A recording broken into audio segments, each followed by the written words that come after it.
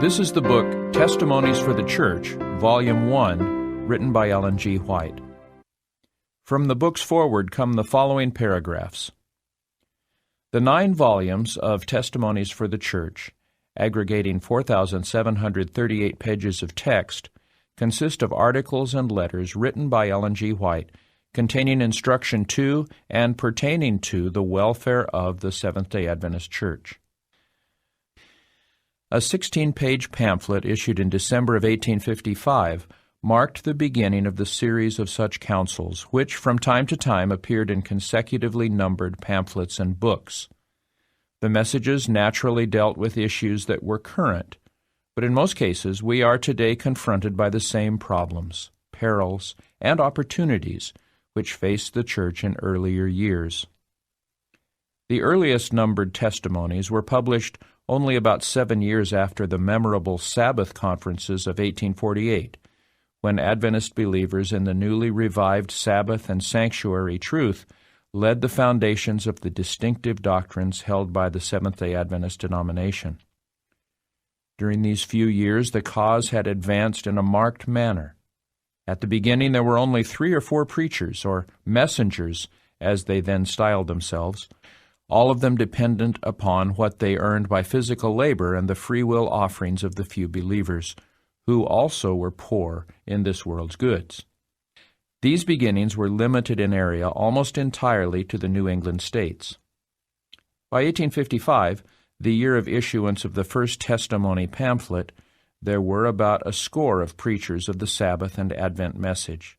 The number of believers had grown from less than 100 to well into the 2,000. The publishing work, begun by Elder White in the summer of 1849 at Middleton, Connecticut, had been conducted in various places under adverse circumstances. Now, in 1855, it was established in its own building in Battle Creek, Michigan. The time covered by the first 14 testimonies, now found in Volume 1, was 13 years. We note a few of the experiences and developments covered by the messages given during this period of 1855 to 1868. The first defection, the apostasy and oppositions of some of the former brethren in the ministry, known as the Messenger Party because of their publication, The Messenger of Truth, brought sorrow and perplexity. Early counsels speak of this movement and predict its speedy ending in confusion. Fanatical movements, tending to attract conscientious souls because of unfounded hopes of sanctification, appeared in various places, notable in some of the eastern states and in Wisconsin. In some instances, these teachings were accompanied by the manifestation of the supposed gift of tongues, but clear instruction was given to the Church which saved the cause from deceptions of the enemy. The lapse of time and the apparent delay of the Second Advent, with the accession to the Church of many who had not been in the 1844 movement, with its deep spiritual consecration, had resulted in the loss of that first love. It was a time of speculation in lands and homesteads as the western states were opening up to settlers, among whom were a number of believers from the crowded eastern states. Most earnest warnings and appeals were given regarding the prevailing dangers of conformity to the world, calling the Church to deeper consecration.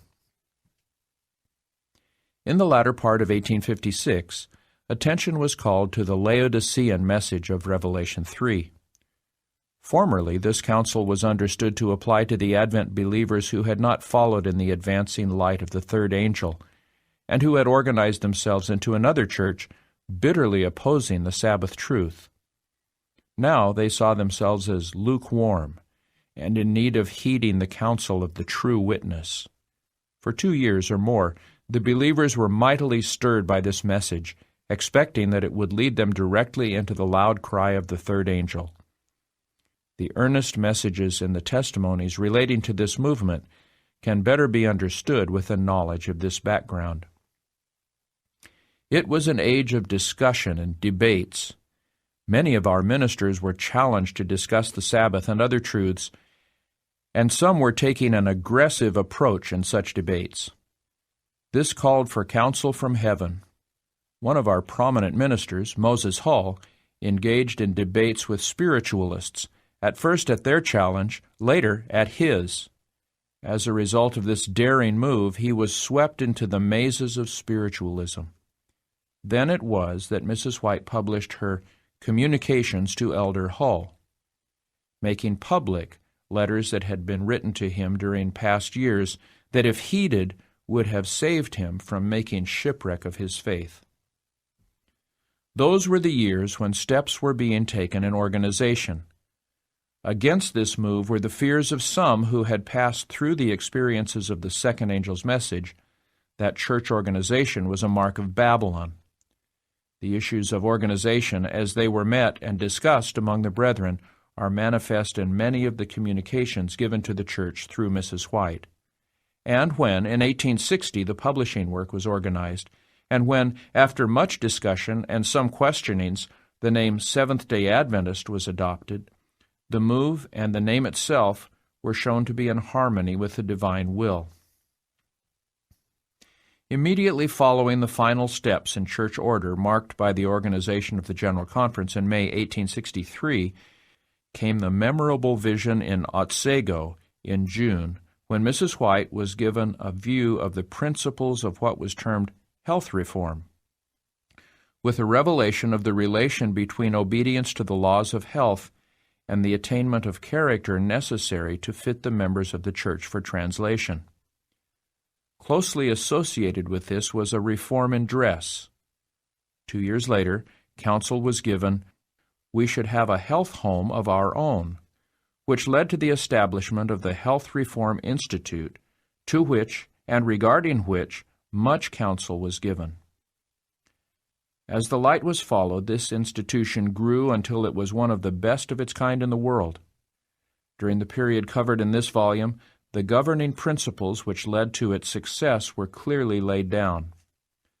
The problems of the Civil War were also met in this period, as Seventh-day Adventists faced the necessity of defining their relationship to civil government in time of war. The importance of the home in the building of Christian character and the responsibility of parents were stressed, and many solemn messages imparted especially for the youth were also given emphasis in these pages. Besides the specific issues that were closely tied into the movements of the time, there was much counsel and admonition of a general nature in church discipline and preparation for translation. This was an important period in the development of the remnant church, and the testimony councils exerted a large molding influence.